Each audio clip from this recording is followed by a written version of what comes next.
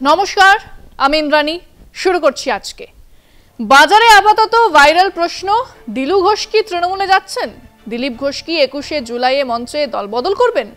মুখে মুখে যখন এই প্রশ্ন, তখন স্বয়ং দিলীপ ঘোষই উত্তরটা দিয়ে দিতে পারতেন। আজ থেকে 1 বছর আগে হলো মাছি তাড়ানোর মতো হাত নেড়ে দিলু ঘোষ অন্য প্রসঙ্গে চলে যেতেন। মজাটা হলো দলের মধ্যে ক্রমাগত গোন্দল, কাঠিবাজি আর গোষ্ঠীবাজি দেখে দিলু ঘোষও এখন 100% পোড় খাওয়া রাজনীতিবিদ হয়ে উঠেছেন। আগের মতো ধরাম করে কথা বলে দেবার অভ্যাস তিনি ছেড়েছেন। দু ধরনের লোকজন হেয়ালি করে কথা বলেন। এক হলো ওই বাবাজি মাতাজিদের দল, যারা ভক্তদের বোকা বানিয়ে কোটি কোটি টাকা কামায়। আপনি কি ভগবান দেখেছেন? প্রশ্নের পরেই এমন একটা হাসি দেবেন যে আপনার মনে হবে সত্যি তো, এই প্রশ্ন কি করা উচিত হলো? কিন্তু তারপরেও যদি তাকান, তাহলে উনি এবারে মৃদু হেসে বলবেন, ভালো ভালো, মনে প্রশ্ন থাকা ভালো, মনের প্রশ্ন আটকে রাখবি না কখনো, ব্যাস এই বলে তিনি চলে যাবেন। আপনি যা বোঝার বুঝে নিন। আর ঠিক এই রকম গোল গোল কথা বলেন আমাদের রাজনীতিবিদেরা। প্রশ্ন করা হয়েছিল, এবারের বিরাট বিমান হানাতে যদি উগ্রপন্থীদের ডেরা গুঁড়ো করে দেওয়া হয়ে থাকে, তাহলে বালাকোটে সার্জিক্যাল স্ট্রাইকে কি কাকের বাসা ভাঙা হয়েছিল? উত্তর এলো, জওয়ানদের লড়াই আত্মত্যাগের ওপরেই দেশের ভবিষ্যৎ দাঁড়িয়ে আছে, তাদের কর্মদক্ষতা নিয়ে প্রশ্ন করো না, ব্যাস এবার যা বোঝার বুঝে নিন। একেবারে সেই কায়দাতে দিলীপ ঘোষ বল নিয়ে ডজ করেই যাচ্ছেন। কাজেই সে প্রশ্ন ক্রমশ ভাইরাল হচ্ছে। সেই প্রশ্নের উত্তর বিষয় আজকে। দিলীপ ঘোষকে 21শে জুলাইয়ের মঞ্চে দেখতে পাবো? দিলীপ ঘোষ কি করতে চলেছেন আগামী 21শে জুলাই? ধর্মতলায় তৃণমূলের এই বাৎসরিক কর্মসূচিতে ভিন্ন দল থেকে নেতা নেত্রীর যোগদান নিয়ে চমক থাকে। মিডিয়ায় উস্কে দেওয়া এক প্রশ্নের জবাবে বিজেপির প্রাক্তন রাজ্য সভাপতি দিলীপ যেসব হেয়ালি সুলভ মন্তব্য করেছেন, তাতে ভবিষ্যতে যাই ঘটুক না কেন, এখন তাকে নিয়ে সরগরম রাজ্য রাজনীতি।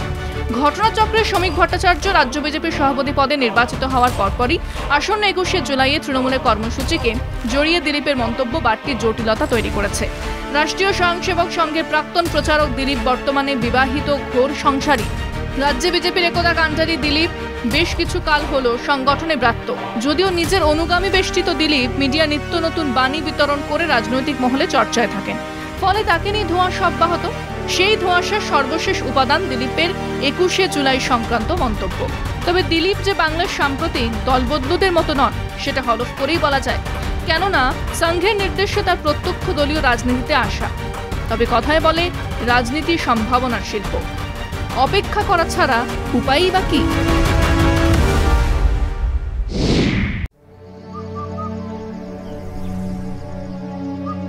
আপনার প্রিয় মাকাই বাড়ি এখন নতুন প্যাকে। দিলীপ ঘোষ 21শে জুলাই কেন, তারপরে অন্য কোনো তারিখে কোনো দিনও তৃণমূলে যাবেন না, এটা লিখে নিতে পারেন। না, তিনি যাবেন না। তিনি দল ছেড়ে দিতেই পারেন, বসে যেতেই পারেন, কোথাও গিয়ে আরএসএস এর শাখা চালাতেই পারেন। উনি দল বদলাবেন না। উনি মুকুল রায় বা শুভেন্দু অধিকারী বা রাজীব ব্যানার্জি বা রুদ্রনীল ঘোষ নন, এইটা মাথায় রাখুন। আর তারপরে আসুন কারণগুলো দেখা যাক। বিজেপিতে যারা আছেন, নেতা কর্মী ইত্যাদিদেরকে মধ্যে 3 ভাগে ভাগ করা যায়। যারা আরএসএস কর্মী ছিলেন, শাখায় যেতেন, পরে বিজেপি কর্মী হয়েছেন, বা আরএসএস এর পদে ছিলেন এবং যাদেরকে আরএসএস থেকেই বিজেপিতে কাজ করতে পাঠানো হয়েছে, এটা হলো প্রথম অংশ। দ্বিতীয় অংশ হলো যারা সেই অর্থে আরএসএস করেননি, কিন্তু বহুকাল ধরেই জনসংঘ করেছেন, পরে বিজেপি করেছেন। গুজরাট, মধ্যপ্রদেশ, উত্তরপ্রদেশ, এরা সংখ্যায় বেশি। আর তৃতীয় অংশ হলো সিবিআই ইডির ভয়ে নেতা মন্ত্রী হওয়ার জন্য, বিভিন্ন ধান্দাবাজির জন্য বিজেপিতে গেছেন।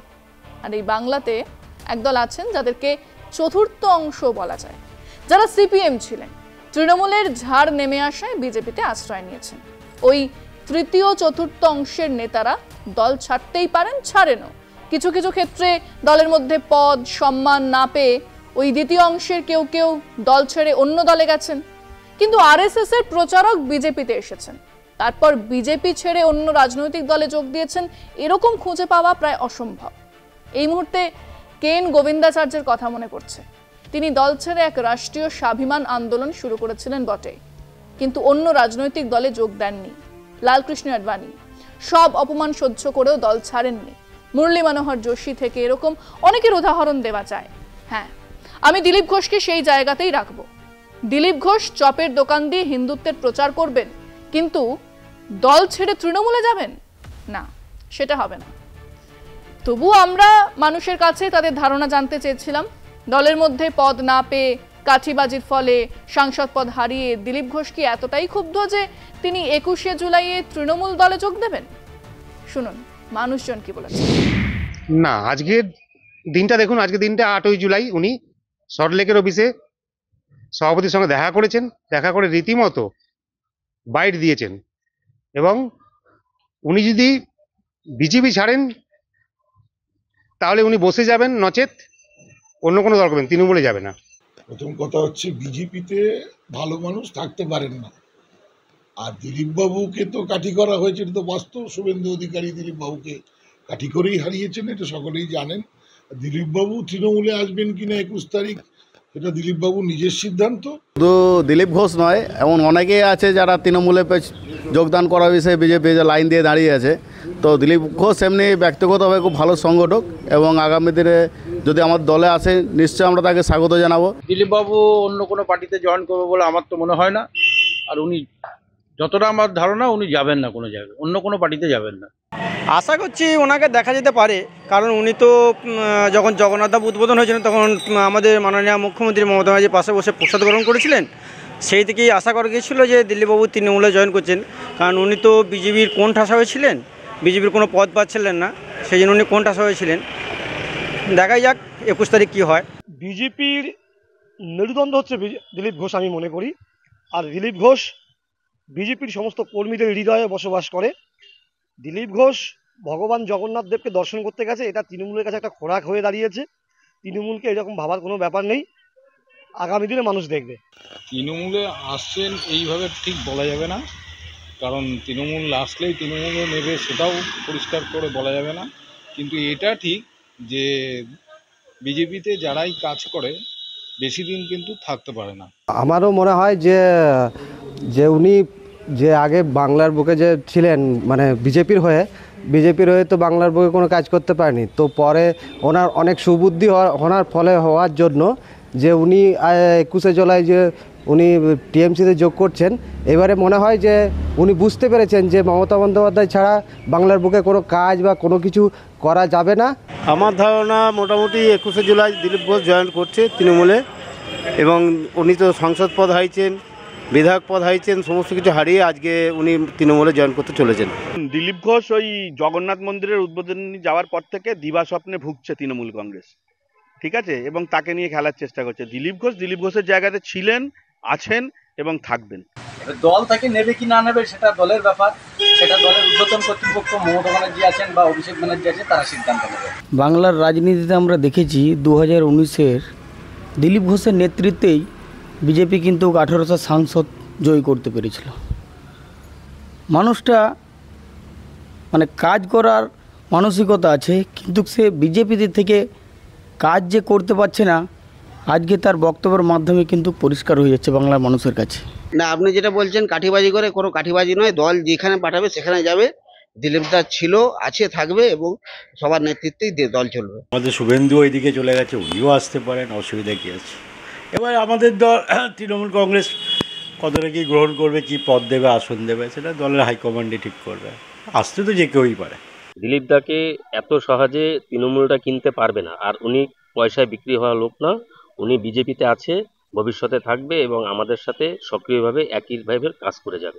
21শে জুলাই ব্যাপারটা সেটা তিনি দিদি তাকে দলে নেবেন কিনা নেবেন, দলের টিমও আছে, মমতা বন্দ্যোপাধ্যায় আছে, অভিষেক বন্দ্যোপাধ্যায়, তারাই চিন্তা তারা করবেন। অসম্ভব, এটা কোনোদিন হতেই পারে না। উনি ওনার শেকড়টাই সংঘ থেকেই ওনার তৈরি, ওনার জীবন আরএসএস থেকে। উনি কোনোদিনই টিএমসিতে জয়েন করতে পারেন না। মূর্খতা বা অজ্ঞতার দিক থেকে বা অন্ধকারের দিকে থেকে তো কোনো লাভ নাই। শুধু গরুর দুধে সোনা খুঁজবো বা আপনার গোমূত্র পান করব, এটা করে তো কোনো লাভ নাই। যদি অন্ধকার থেকে আলোর পথে আসতে চান তো আসবেন। তুঙ্গে থাকার জন্য বা চর্চায় থাকার জন্য উনি অনেক রকম মন্তব্য করেন, তবে আমার মনে হয় না দিলীপ ঘোষ কখনোই তৃণমূলেতে যোগদান করবেন। ব্যাপারটা কাঠিবাজির কিছু নয়, দলের সিদ্ধান্ত চূড়ান্ত। আমাদের একটা সর্বভারতীয় দল, সর্ববৃহৎ দল সিদ্ধান্ত নিয়েছেন ওনাকে বর্ধমান থেকে টিকিট দিয়েছেন, দুর্ভাগ্যবশত উনি হেরে গেছেন।